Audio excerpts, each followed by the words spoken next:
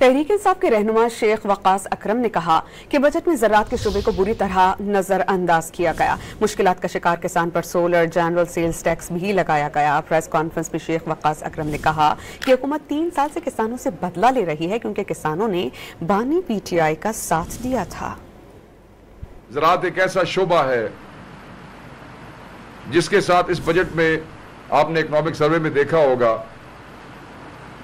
कि जितनी ज्यादती इस शोबे के साथ हुई है, जितना जुल्म इस शोबे के साथ हुआ है, आप ये देखें कि सिर्फ 1 साल के अंदर ये जो ग्रोथ है ये 6.25 से नीचे होकर 0.56 पे पहुंच गई है। किसान बेचारा जिसको ट्रैक्टर डबल ट्रिपल कीमत पे मिल रहा है, जिसको DAP 13.5 से ऊपर चली गई है, जिसकी यूरिया जो है वो उसकी डबल ट्रिपल कीमत होगी और अवेलेबल भी नहीं है, 6,500 के इर्द गिर्द चली गई है, उस किसान को आप सोलर ड्यूटी लगा के सोलर पैनल भी आपने उसके महंगे कर दिए हैं।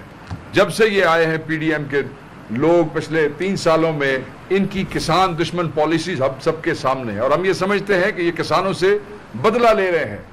बदला किस बात का कि किसान इमरान खान के साथ थे।